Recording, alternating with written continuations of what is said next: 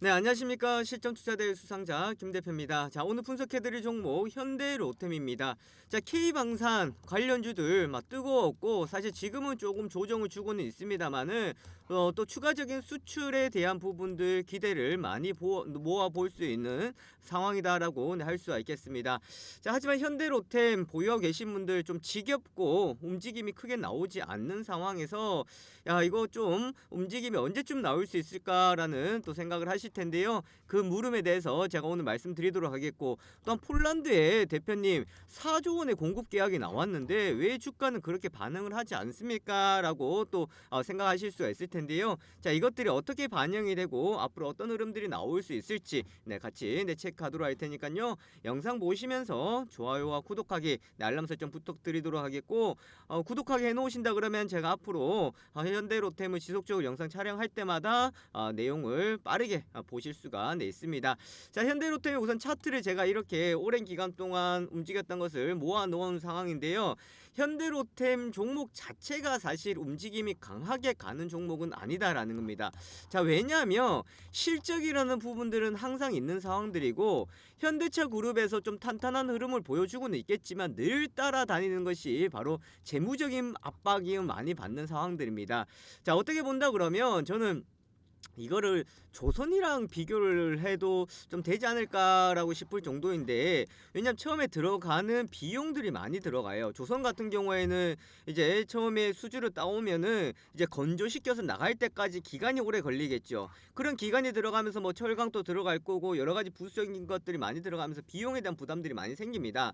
자, 현대로템 같은 경우는 마찬가지로 우리가 일반적으로 전동차라고 생각을 하시는데, 자, 이런 전동차에 대해서 여러 가지적인 부분들이 자금들이 들어가고 또한 이것들이 수주를 통해서 이제 매출로 이어지는데, 이 매출이 결국은 단기간에 한 번에 나오는 것이 아니라 오랜 기간 동안 수주를 보시면은 최소 2년에서 5년 이상의 공급 계약이 나타나고 있기 때문에 이 오랜 기간 동안 자금들을 이제 분할로 받게 된다라는 겁니다. 그렇기 때문에 잔고 수주는 많을 수가 있겠습니다만은 이런 비용적인 부담에 대해서 재무적인 부담에 대해서 항상 안고 가고 있다라고 보실 수가 있겠습니다.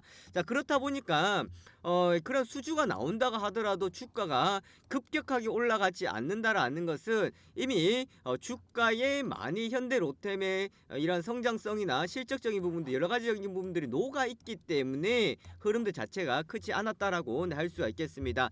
자, 하지만 2022년도 같은 경우 이렇게 큰 폭의 상승세를 보였던 것은 K방산 관련주들 자주포하고 K2 전차가 기대를 많이 모았었고 결국은 폴란드에 이제 수출이 되면서 이러한 이슈가 정점을 찍었습니다. 자, 그런데 차트를 보시면은 이렇게 폴란드에 이제 수주가 되었었던 상황들이었는데 이게 그대로 흐름들을 이어가지 못했다라는 것은 주가가 이미 먼저 반영이 되었었다라는 것이었습니다. 반영이 되면서 일부분 선반영이 되었었기 때문에 이후에는 차익 물량들이 나오면서 주가가 하락을 했었고요. 그렇지만 보시면 밑에서부터 올라왔지만 지금 구간을 보시면은 그 가운데 이상이 나오면서 레벨업은 해줬다라는 겁니다. 즉 레벨업을 해줬다라는 것은 저점대를 높여주면서 앞으로 이제 이슈가 나온다 그러면은 추가적인 흐름들이 충분히 나올 수 있는 구간이다라고 할 수가 있겠습니다. 자, 요 보시면요, 요 폴란드 K2 전차 공급 사업이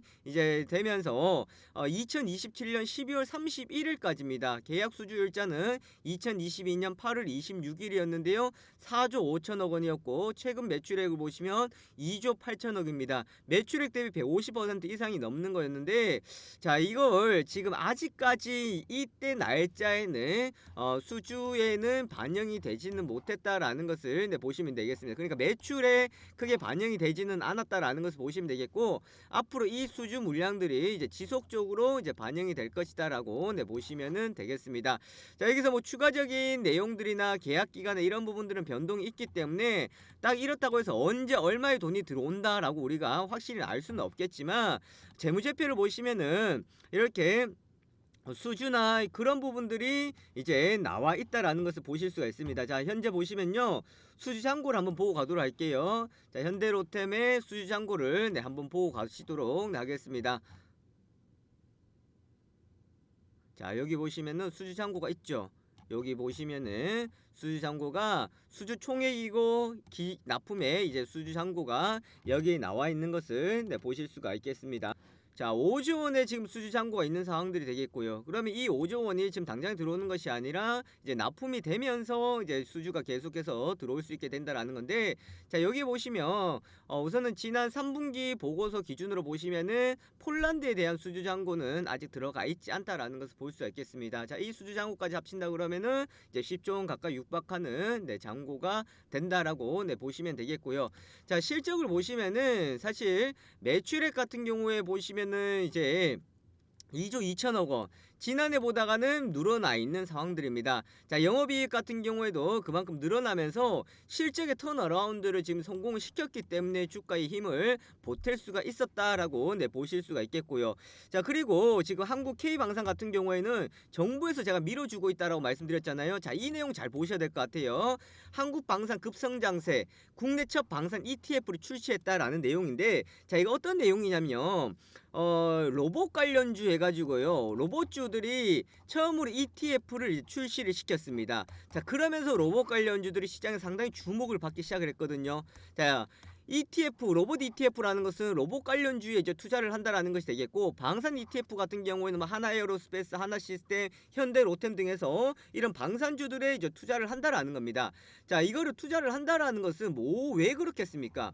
최대 실적을 냈고 앞으로도 수주에 대한 기대감들이 있겠고 정부에서 밀어주는 산업이기 때문에 이 ETF를 출시를 해서 수익성을 높이겠다라는 것을 볼 수가 있거든요. 자, 그런 측면으로 본다 그러면은 상당히 저는 그냥 ETF로만 보는 것이 아니라 앞으로 이 산업이 밝구나, 처음이다 그랬습니다. 그러면 지금까지는 이런 자금들이 들어오지 못했었고 전 정권에서는 방산에 대해서는 조금 찬밥이었는데 지금 정권에서는 상당히 주목해서 봐야 될 부분이다라고 보실 수가 있겠습니다. 자, 그래서 이 기준으로 보신다 그러면 하나에어로스페이스도 있겠고요, 하나도 있을 거고 아까 말씀드렸던 하나시스템도 있고 현대로템도 들어가 있다라는 것을 보실 수가 있기 때문에 이 방산주도 같은 경우에는 앞으로 수급적인 부분들이 충분히 뒷받침이 될 수가 있는 상황들이다라는 겁니다. 자, 그런데 자, 이런 질문을 던질 수 있을 거예요. 그런데 대표님, 왜 여기서 힘을 쓰지 못하고 외국인들의 기관들의 매도가 나오고 있습니까? 라는 질문을 던지실 거고요. 자, 그리고 지금 추세적으로 보신다 그러면은 단기적으로 보면 여기서 고점이 낮아지면서 많이 꺾여 있는 모습이죠. 그런데 그렇게 생각하지 마시고요. 저점에서 이렇게 올라간다고 생각하면 저점이 높아지고 있잖아요. 여기에서 고점이 꺾여서 내려왔지만 여기에서 저점을 높여주고 있고 지켜주고 있다라는 것은 충분히 변곡점에서 단기적으로 28,000원대 정도만 돌파를 내준다 그러면은 추가적인 추세는 충분히 가능하다라고 보실 수가 있는데, 이거를 너무 괴롭히고 있는 것이 바로 공매도입니다. 자, 화면을 보시면 공매도 물량들이 지금 많이 늘어났어요, 사실. 자, 현대로템을 보시면 항상 공매도 거래 비중이 보시면 작년 같은 경우에도 2%대였거든요. 2%대였는데 이제 올해 들어가지고 보시면은 지금 6%대, 5%대, 5%대, 8%대 1월달 들어가지고 특히 여기서 공매도 거래 비중이 많이 늘어났다라는 겁니다. 즉 여기서 공매도에 압박을 준다라는 것은 현대로템이 하락을 하는 요인이 많다 이것보다가는 지금 단기간에 좀 재료가 부족하고 이슈가 부족하다 보니까 좀 주춤하는 사이에서 이런 수급적인 압박을 준다라는 거예요. 그러니까 여기서 자꾸 밀려서 공매도 압박을 받을 수밖에 없는데, 이미 호가창에도 보십시오. 호가창에 보시면 여기 바로 위에 물량 이렇게 올려놓았죠. 이건 뭐냐면 공매도 물량입니다. 저 공매도 물량이고요, 얘네들 가지고 있던 물량 가지고 밑에 떨어뜨려요. 떨어뜨리면 이거 호가가 올라가면 또다시 위에 올려놓거든요. 이렇게 공매도를 압박을 하고 있는데 제가 생각할 때는 지금 그래도 공매도 압박이 나오고 있는 상황에서 여기를 버텨준다 그러면은 여기서 충분히 쇼커버링 물량들이 유입될 수 있는 구간이다라고 보시면 되겠고, 그리고 폴란드 수주가 있는 상황에서 이게 실적으로 일부분 반영이 될 것이고요. 그리고 K방산이라는 것이 있기 때문에 앞으로 K방산과 관련해서 추가적인 수출이 충분히 나올 수 있는 상황들입니다. 그렇게 본다 그러면 지금 자리에 하방의 압력을 받기보다가는 떨어진다 그러면 오히려 조금 더 빠르게 반등이 나올 수 있는 구간으로 보시면 되겠고요. 그리고 조달청 철도 차량 담합 현대로템 등 3개사 6개월 입찰 제한 들어갔는데 이거 별로 중요하지 않습니다. 지금 현대로템 같은 경우에는 원래 철도가 중심이었고 철도가 캐시카우 역할을 했었지만 해외에 이러한 매출적인 부분들도 있겠고 국내 매출적인 부분도 있겠지만 제가 생각할 때는 방산이라는 부분들이 이러한 부분들 충분히 상쇄시켜 줄 수가 있을 것이고 지금 해외에서도 충분한 매출이 나올 수 있는 상황들이기 때문에 이런 입찰 담합에 대한 우려감들은 크게 우리가 생각할 필요는 없다라는 것을 보시면 되겠습니다. 자, 단 하나가 있습니다. 우리 주주분들이 조금 지치고 하는 이유는 뭐냐면 많이 올라와 있죠. 그런데 여기서 주가적인 흐름이 좀 개걸음이다 보니까 좀 여기에서 지칠 수가 있는데 사실 지금 현대로템 같은 경우에는 배당을 주지는 않고 있죠. 왜냐면 현대로템에 이러한 차입금이나 부채 비율을 보신다 그러면 유보율이 이제 120% 초반대밖에 안 돼요. 유보율이 많지 않다라는 거예요. 제가 왜 유보율이 많지 않다라고 말씀드렸죠. 안 그랬는데 아까 전에 말씀드렸잖아요. 처음에 여러 가지 자금적인 부분들이 많이 들어가기 때문에 재무적으로 부담이 된다라고 말씀드렸잖아요. 그렇기 때문에 사실 아직까지 현대로템에 대해서는 이제 배당을 생각하는 것이 아니라 이런 추가적인 투자를 통해 가지고 수출이 더 나오고 이런 수출을 통한 주가 상승을 통한 어느 정도의 주주분들께 돌려줄 수 있는 것이 필요한 구간이다. 그렇게 보시면 되겠습니다. 그래서 현대로템 같은 경우에는 이러한 이제 뭐 재무적인 부분들에 부담이 있기 때문에 배당이라는 부분들을 우선 생각하기보다가는요 조금 더 여기서 실적이 나온다 그러면 배당은 알아서 나올 거거든요. 그래서 지금 배당보다가는 주가의 흐름을 통한 이제 상승세에 초점을 두고 가시면 되겠고요. 28,000원대 단기적인 상단으로 보시면 되겠고 제가 생각할 땐 이 자리는 쉽게 무너지지 않습니다.